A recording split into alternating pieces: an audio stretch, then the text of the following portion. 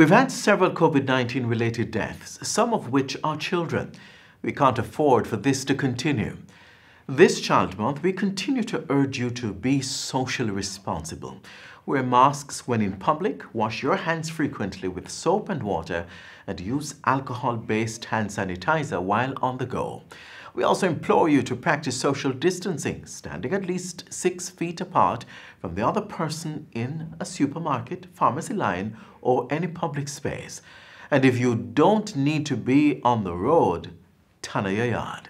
Do it for yourself. Do it for me. Do it for our children this Child Month. Your favorite magazine program continues with a COVID-19 tip. Practice good hygiene by washing your hands frequently using soap and water. Here's how you should do it while conserving water. Turn on the tap to wet your hands, then turn off the pipe. Lather your hands and the tap with soap. Turn on the tap and wash your hands, back, front, and in between fingers. Use some of the water to wash off the tap, then turn it off.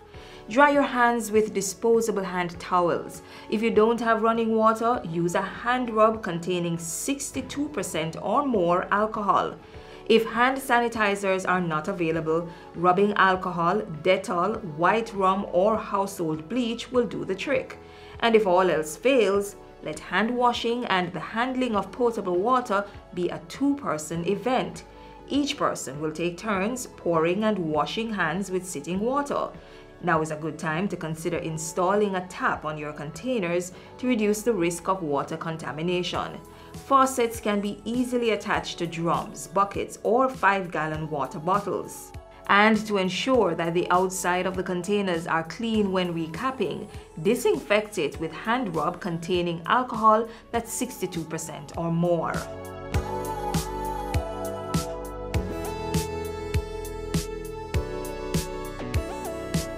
The 5 R's of water conservation are also necessary to practice. Reduce water wastage by investing in water-saving devices. Reuse water at least twice before discarding. Replace leaking pipes, faucets, and other plumbing equipment.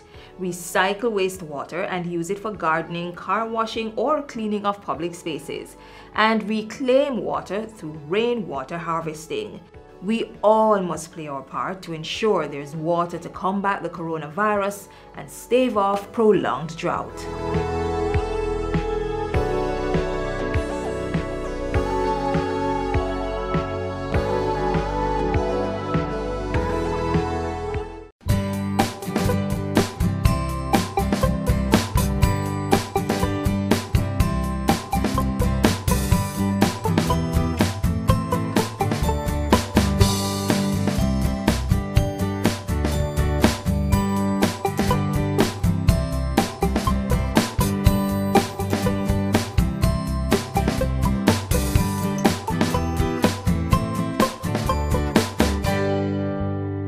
Today's Child Month tip calls for us to help our children create a daily routine that includes staying physically active and eating healthy foods. See how little Zoe Nemhard achieves this next. And hey, if you have a video on how your child stays healthy, send them to sbird@jis.gov.jm. I'll keep a lookout.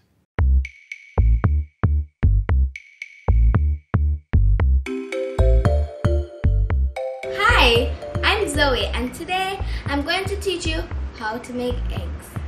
It's so simple, I'm sure everybody loves eggs.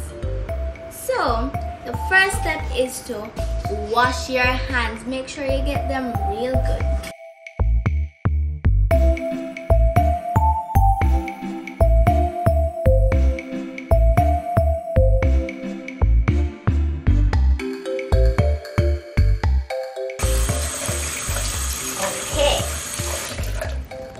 And that's how you wash your hands properly.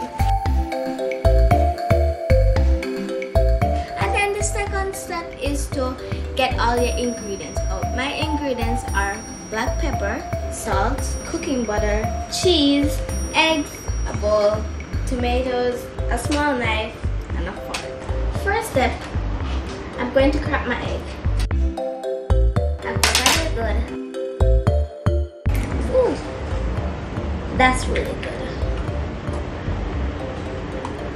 And then you're going to crack the next one, so you're just going to need 2 eggs.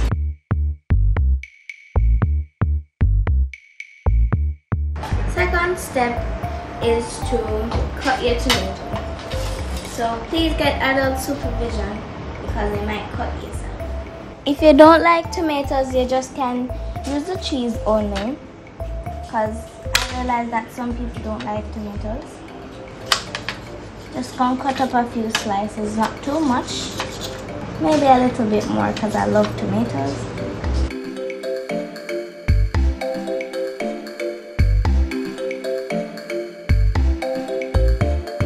So now you add your cheese, which is the best part for me because I love eating cheese.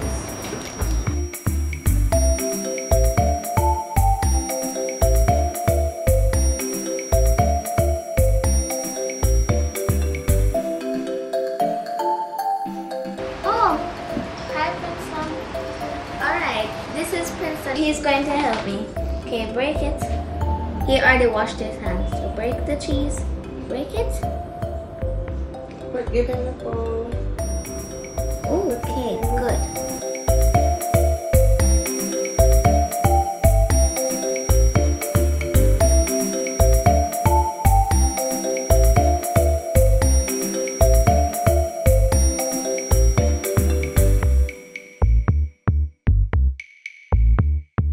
I'm going to add the salt, just a little teeny bit.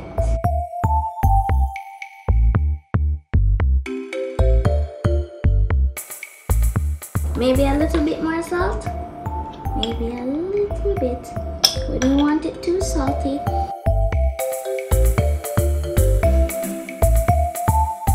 Then you get your black pepper. Okay, yes. So I'm afraid that I'll put a little bit too much. So I just put it in my hand and carefully put some. I like black pepper, so I might put a lot, I don't know.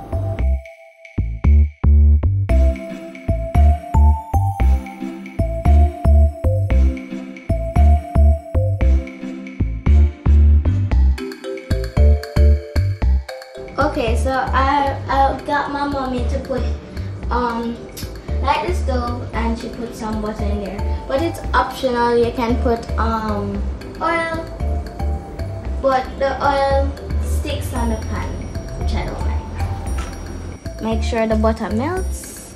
I know you're ready to pour it. Don't be afraid of the stove. Be one with the stove like it's yoga.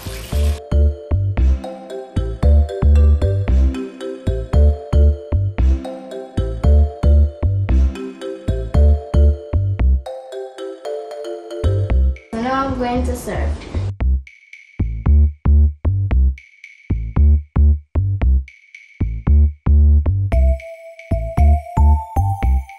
We have eggs. Yes. So it's kind of hot. So the steam. Okay, you want to try it, Princeton?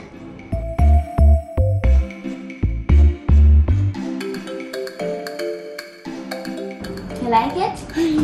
Okay, yummy. Yummy. Okay, let me try it.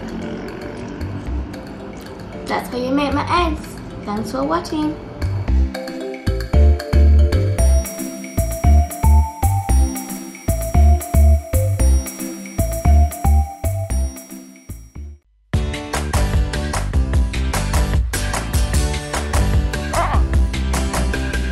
How we run go? But I'm there I work for the fitness, man.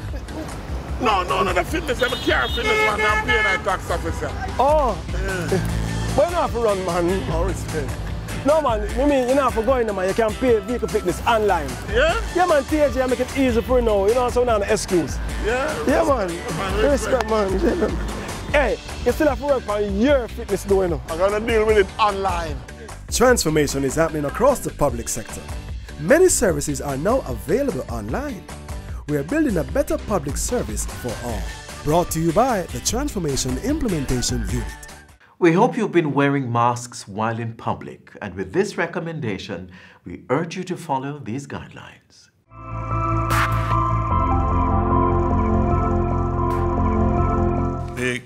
government has been getting not necessarily requests, but persons seeking an understanding of government's position on the wearing of masks. And I'm going to invite the CMO to give us her guidance on this matter. The Ministry of Health recommends the use of personal protective equipment by healthcare personnel. Our immediate priority is to secure personal protective equipment for health workers who are exposed by close contact with persons who are ill. Close contact means that health workers are within the 6 feet distance from their patients, and the wearing of personal protective equipment protects them from exposure. They cannot avoid close contact in order to care for patients, and that is why personal protective equipment are a must. The proper use of personal protective equipment by the health worker reduces the risk from high risk to no risk, even in environments of highest possible exposure. But even the highest trained healthcare worker has to be trained repeatedly in the donning and doffing of personal protective equipment. And the area where there is one of the greatest risk of infection is in the removal of a contaminated mask.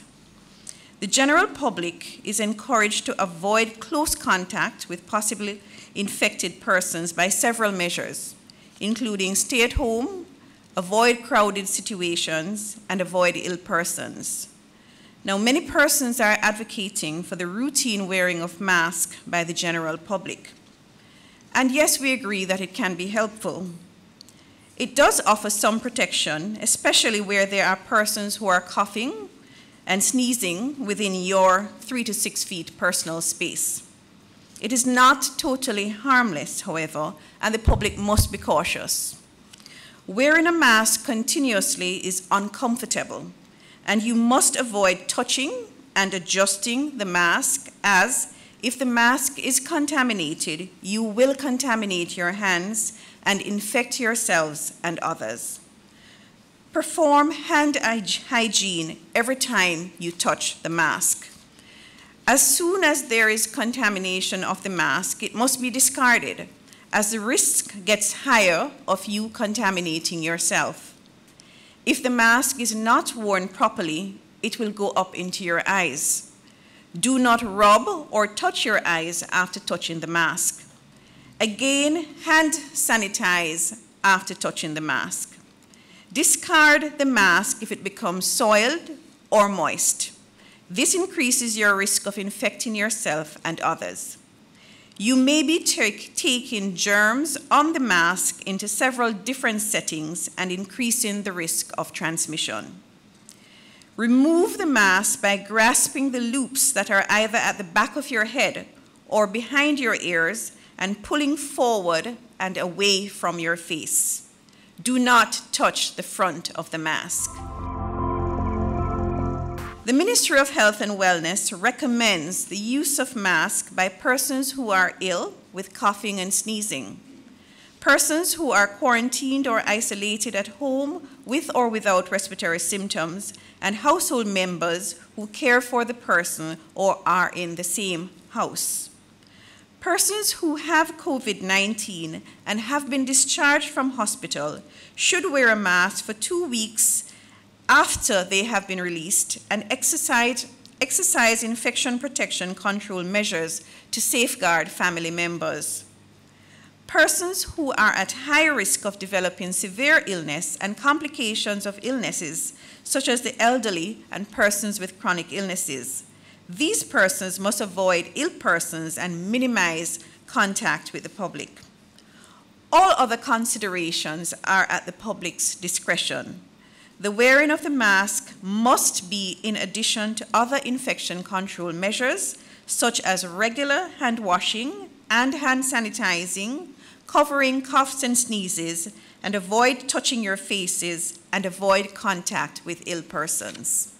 A facial barrier can be helpful, whether it is a medical type mask like an N95, or maybe something like this, or probably something like this. It's a pretty nice looking mask. However, there are risks associated with them, and they are not substitutes for good practices that we have been saying. Washing the hands with soap and water. If you don't have, then sanitize. If you have to cough or sneeze, then the bend of your elbow is best, and don't touch anyone else afterwards.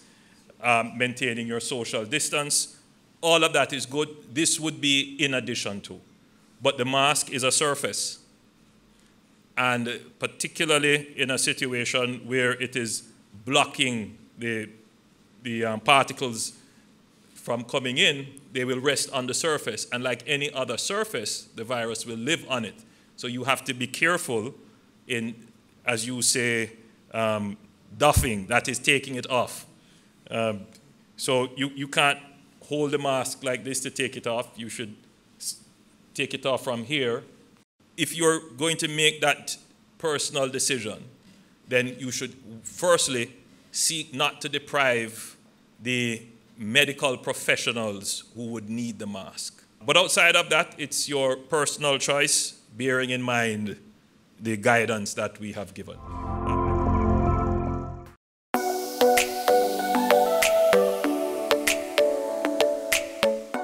To properly carry out a hand rub, apply a palmful of the product in your cupped hand, covering all surfaces.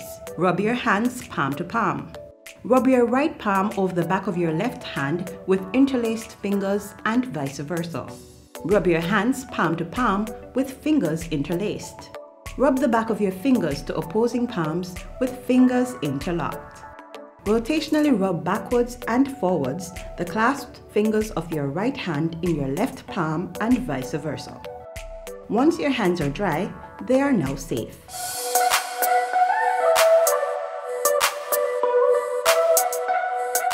With increasing reports from overseas of a drastic spike in disinfectant poisoning among children since the COVID-19 pandemic, we've compiled some tips that you can use to keep you and your family safe. Limiting our household's risk to COVID-19 has increased our storage and use of certain products, which may be harmful when misused. Disinfectants such as bleach, rubbing alcohol, vinegar, and hand sanitizers, though used increasingly to protect against the novel coronavirus COVID-19, can cause poisoning.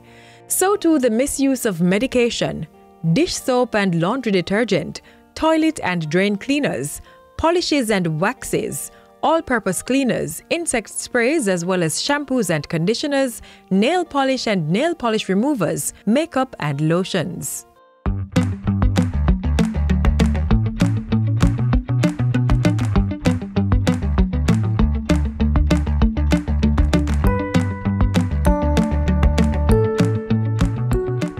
Once you've used sanitizers such as bleach, store in a cupboard with a lock.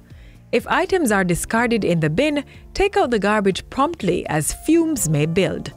Children should always be supervised when using soap and hand sanitizers.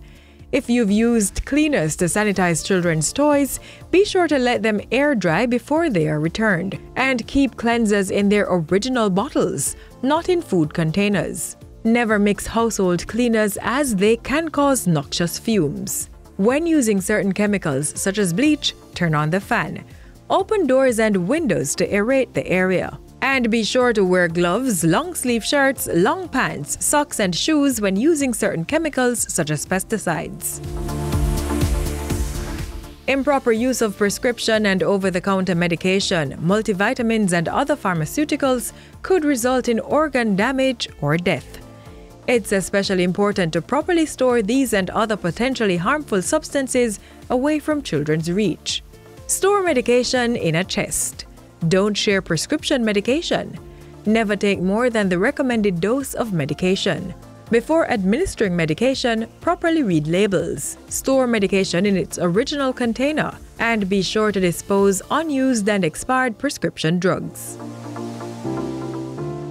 A member of your household may be suffering from poisoning if he or she has burns or redness around the mouth and lips or along the hands and legs, smells of chemicals, has difficulty breathing, nausea, diarrhea or vomiting, is experiencing drowsiness or confusion, dizziness, blurred vision or headache, as well as rapid heart rate or low blood pressure.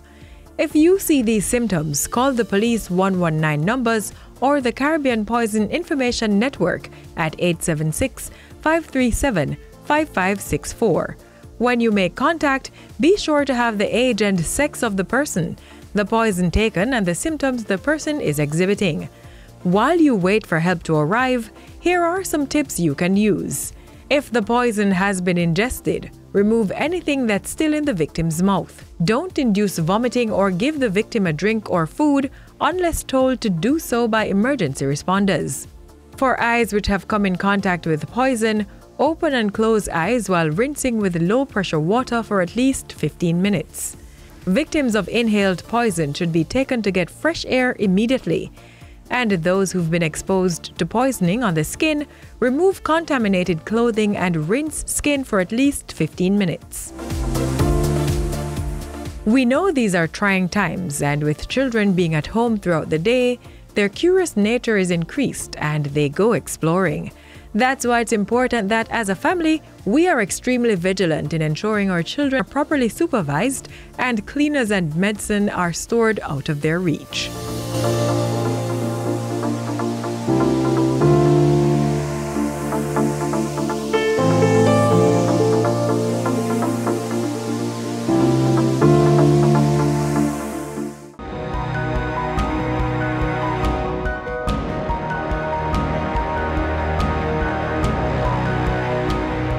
First technique that will be explained today is the technique of boiling.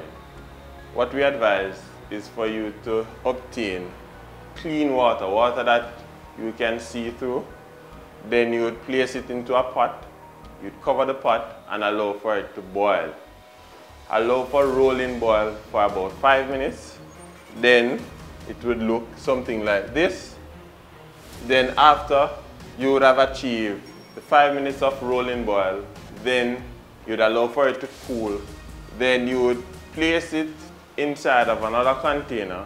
Use an airtight container to store your water. If the water is not used within a few weeks, be sure to carry out additional treatment of the water. That may include boiling the water once more.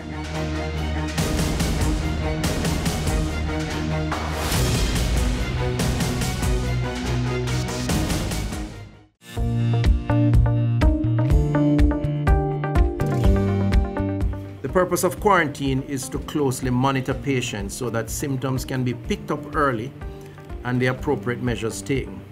This tool of public health, quarantine, works by separating and restricting the movement of people who may have been exposed to a contagious disease to see if they become sick.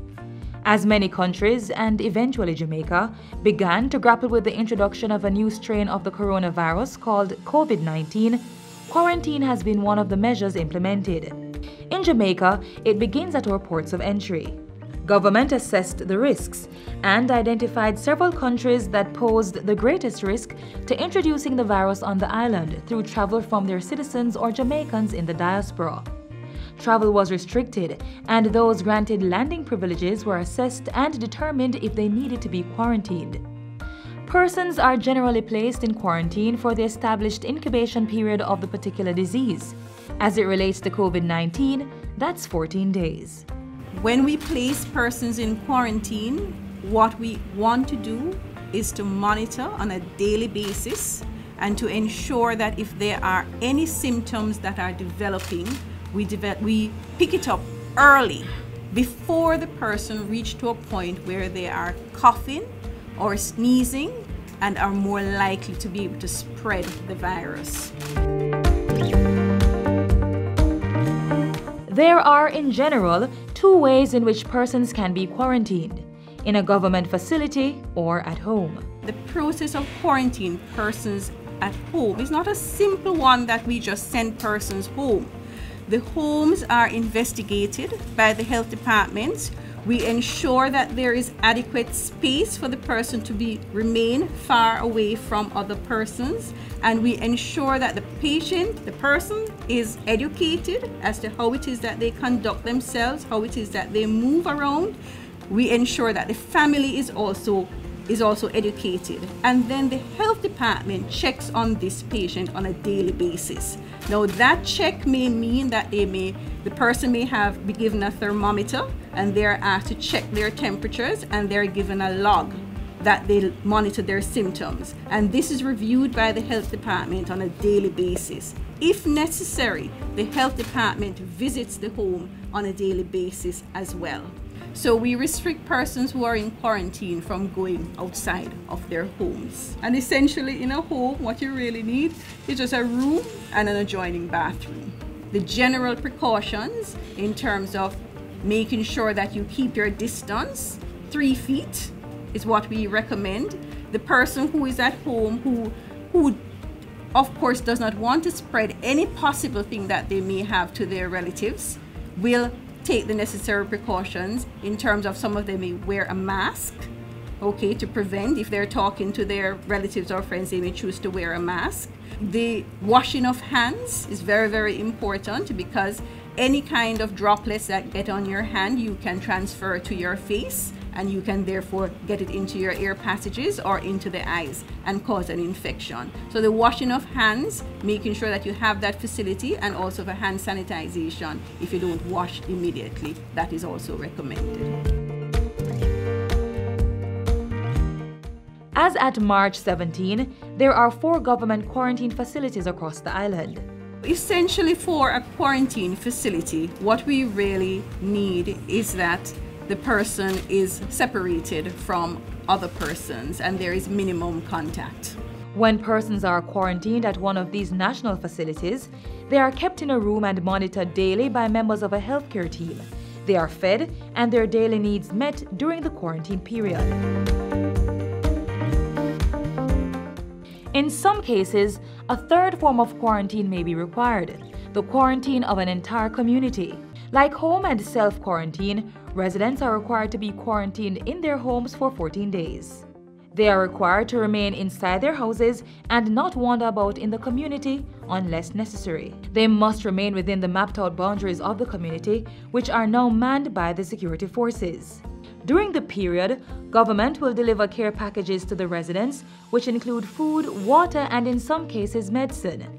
They are also educated on what is happening to them, what to expect, and how to prevent the situation from escalating.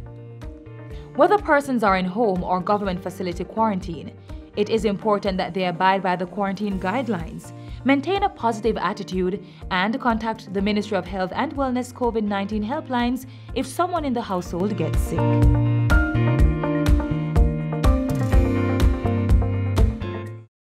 And that's how we close out Jamaica Magazine, but only for today. Be sure to join us again tomorrow for another information-packed program, packaged with you in mind. We are available at your leisure online. There's our website, our social media pages, YouTube, and our mobile app. On behalf of the entire team here at the JIS, I'm Adrian Atkinson. Do take care.